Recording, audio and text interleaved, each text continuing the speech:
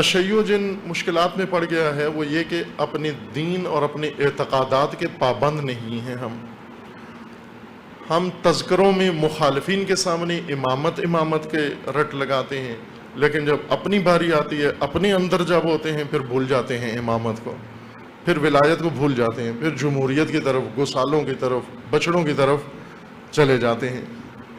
جب اللہ کی وحدانیت پر عقیدہ پیدا کیا ہے، اس وحدانیت کو آخر تک قائم رکھیں، اس میں شرک پیدا نہ ہونے دیں۔ جب ہم نے رسول اللہ کی رسالت پہ ایمان لائے ہیں تو ہم اس ایمان کو آخر تک رکھیں۔ رسول اللہ کی خاتمیت پر ایمان لائے ہیں، اس خاتمیت کو آخر تک باقی و برقرار رکھیں۔ اور جب ائمہ کی ولایت و امامت پر ایمان لائے ہیں، اس ولایت و امامت کو آخر تک اپنے اعتقاد کے طور پر رکھیں۔ یہ نہ ہو کہ ہم جہاں مرضی ہو عقیدے کی بات چھیڑ دیں اور جہاں مرضی ہو وہاں اس کو ترک کر دیں اور غیر ضروری قرار دیں۔ باس امامت تشیع کے لیے اسلام کا رکن ہے، ہر مرحلے کے اندر آپ کو امامت ہی کے تابع رہنا ہے، امامت کے فرامین پر عمل کرنا ہے۔ امامت آپ کا عقیدہ ہے، امامت معصوم، امامت رسول اللہ کی ہو تو بھی رکن دین ہے، امامت معصوم کی ہو، جانشینی رسول اللہ میں تو بھی رکن دین ہے، اور امامت جانشین امام کی ہو، ولایت جانشین امام کی ہو، نائب امام کی ہو، وہ بھی رکن دین ہے، وہ بھی اعتقاد کا حصہ ہے۔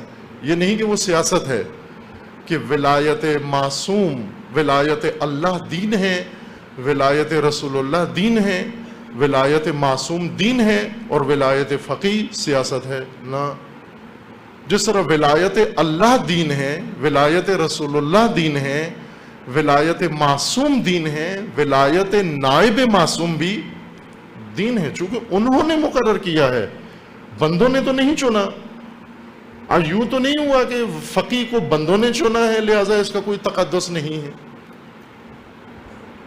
جن کو اللہ نے بنایا ہے وہ رکن دین ہے، تو فقی کو ولی اللہ نے بنایا ہے، معصوم نے بنایا ہے، رسول اللہ نے بنایا ہے، اسی ترتیب سے بنایا ہے۔ پہلے اپنا دین سیکھیں، پڑھیں، سمجھیں اور پھر اس کے پابند رہیں۔ ہم یہ حالت درست نہیں ہے کہ ہم نعروں کی حد تک دین رکھیں، شعاروں کی حد تک دین رکھیں اور مخالفین کی خاطر دین رکھیں، چند چٹکلے یاد کر لیں مخالفین کا منہ بند کرنے کے لیے، لیکن عملی طور پر اپنے مذہب کو ہم عمل میں نہ لائیں۔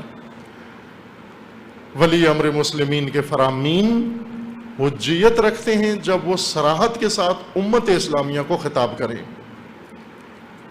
وہ سب کے لیے لازم ہے، وہ واجب ہے ان کی اطاعت کرنا۔